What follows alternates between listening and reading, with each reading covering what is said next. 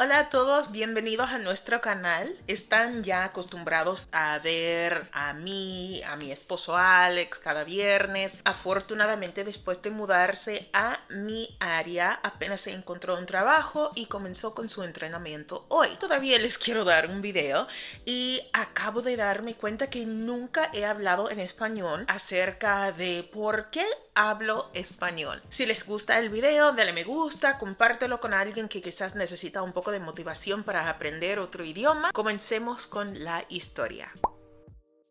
Yo nací en New Jersey, Nueva Jersey. Mi primera exposición al español como un tema educativo fue cuando tenía como 12 años en la secundaria. Asistí clases en una escuela privada que fue asociada con mi iglesia. La estación de esa iglesia decidió que fue lo correcto empezar clases de español. El maestro resultó que fue el papá de mi mejor amiga durante esos tiempos y él es argentino. Su manera de enseñarnos el español fue básicamente hablándonos en español.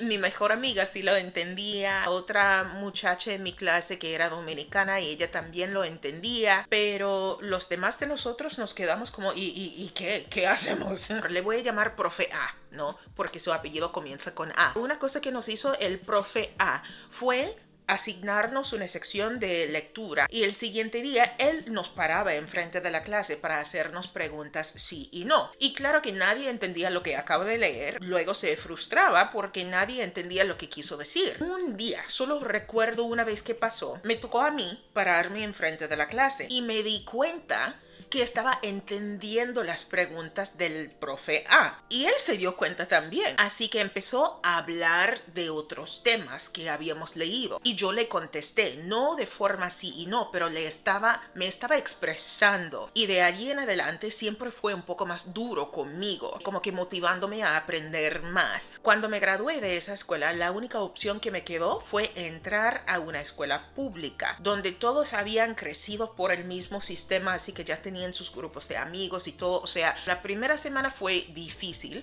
porque no conocía a nadie. Recuerdo durante las horas de almuerzo, yo había traído mi propio almuerzo de mi casa, ¿no? Y estaba sentada en una mesa redonda, sola, en medio de la cafetería. Una muchacha vino y se sentó conmigo. Siendo una persona cordial, le dije hi y ella me respondió hola. Sabía lo suficiente para decirle hola. Empezó a hablarme como a 1000 millas por hora y yo sentada allí pasmada porque no sabía qué decir. Agarra mi cuaderno y empieza a dibujar. Lo que quiso fue pedirme ayuda para buscar un pitillo, una pajilla, un sorbete, un popote, la palabra que utilizan ustedes, ¿no? Me paré, le ayudé con eso y de allí en adelante por esa semana fuimos inseparables, ella y yo. No tuvimos las mismas clases porque obviamente no hablaba inglés. Nos vimos en los pasillos y ella cada rato hola y me abrazaba, me besaba los cachetes y ya luego se iba. Yo no sabía cómo expresarle cosas, pero intenté. Después de unas cuantas semanas, ella se encontró su propio grupo de amigos hispanohablantes. Dejamos de comunicarnos, dejamos de vernos y la última vez que yo la vi fue unos años después, cuando tuvimos más o menos 16 años y yo la vi embarazada. Nos pasamos, nos miramos, ella como que me sonrió porque me reconoció y siguió caminando. Siempre pienso en ella porque fue la primera persona en mi vida con quien yo experimenté una verdadera barrera de idioma. Cuando cumplí 15 años, comencé con mi primer trabajo oficial. Trabajé en un parque de atracciones que se llama Six Flags, en el departamento de admisiones, creo que se llama. Siempre me enfrentaba con personas que no hablaban inglés. Cuando los padres llegaban con sus hijos pequeños y querían hacer preguntas o no sabían de qué tipos de ofertas, hablaban entre sí y pusieron al niño o a la niña chiquita de 5, 6, 7 años a intentar servir de intérprete. Y yo dije, no, pero eso no es justo. Me dediqué a estudiar más español para aprender cómo decir los precios, indicaciones para llegar de acá a acá, hablar de las horas, cosas así. Me sentía muy bien sabiendo que verdaderamente estaba utilizando lo que estaba aprendiendo para comunicarme con otra persona, cruzar esa barrera de idioma para poder ayudar a alguien más.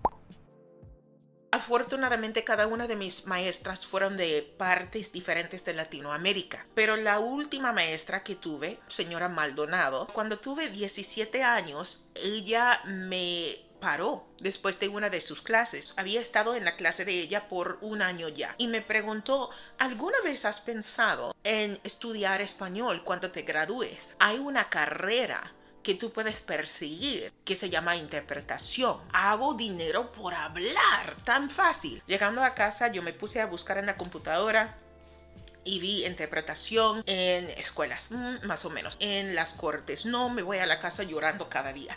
Y ya luego interpretación médica. Bueno, entonces con la interpretación médica puedo estar ayudando a la gente todo el tiempo. Si han visto algunos de nuestros videos en inglés con subtítulos, a lo mejor ustedes ya saben. Mi familia no me apoyaba a 100 cuando tuvo que ver con aprender español. Mi mamá específicamente dudaba mucho que fuera una decisión inteligente. Siempre me preguntaba si yo estaba como avergonzada de mis raíces, si yo pensaba que podía convertirme en otra raza por aprender español. Dije, no, solo que siento que es algo que tengo que hacer, está como dentro de mí. No me entendía por mucho tiempo, la verdad.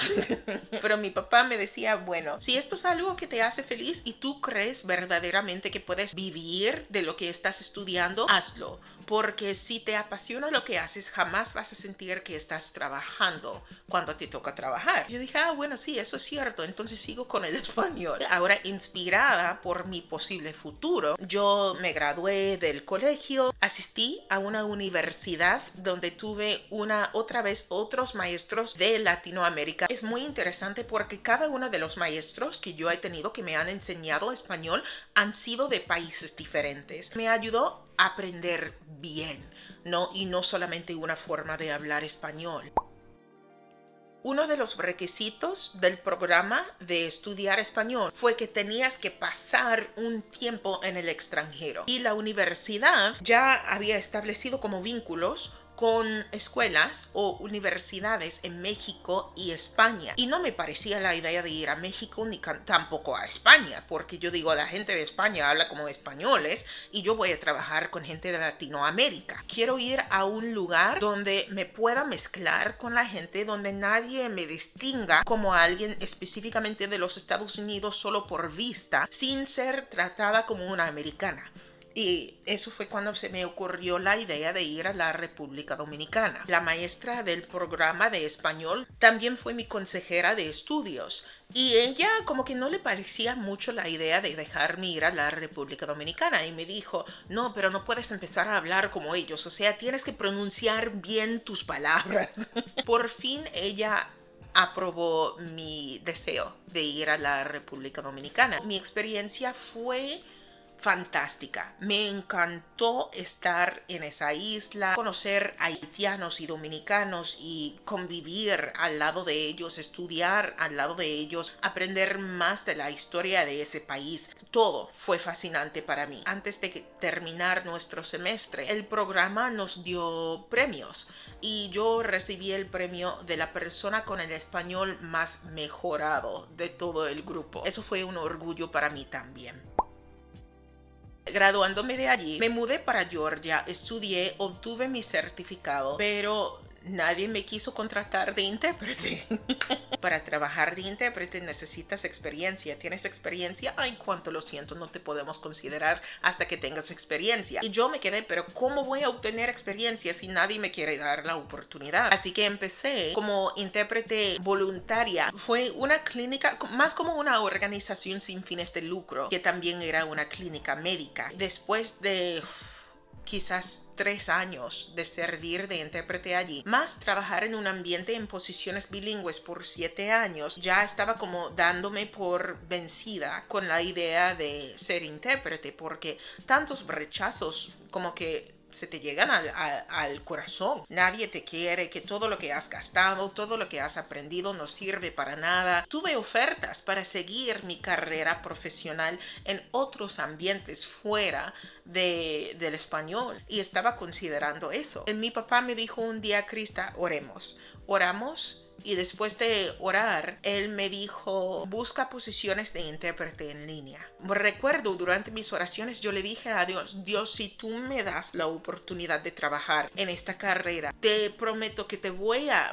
buscar la manera de compartir el don por el idioma que tú me has dado con otra gente. Yo metí una solicitud y dentro de 2 horas tuve una respuesta de la organización por la que trabajo ahora mismo.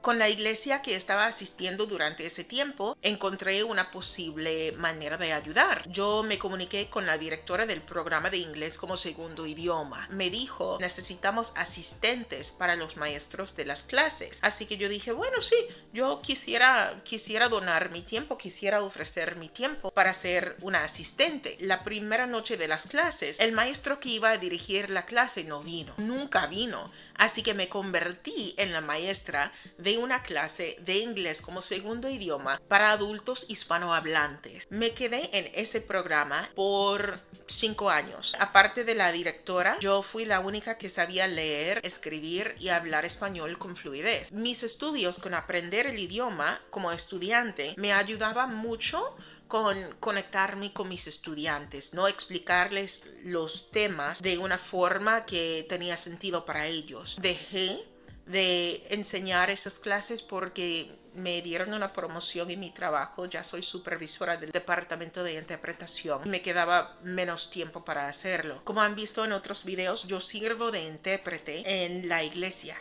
que asisto ahora mismo, que es diferente a la primera. Todavía me siento llena de esa forma porque tengo una manera de ejercitar el don que Dios me ha dado y utilizarlo para afectar o cambiar las vidas de otras personas. Esta ha sido mi historia de tope a fondo de cómo aprendí español. Espero que les haya gustado el video. Como siempre decimos en nuestro canal, con Dios nada es imposible. Gracias por estar aquí y nos vemos la semana que viene. Chao.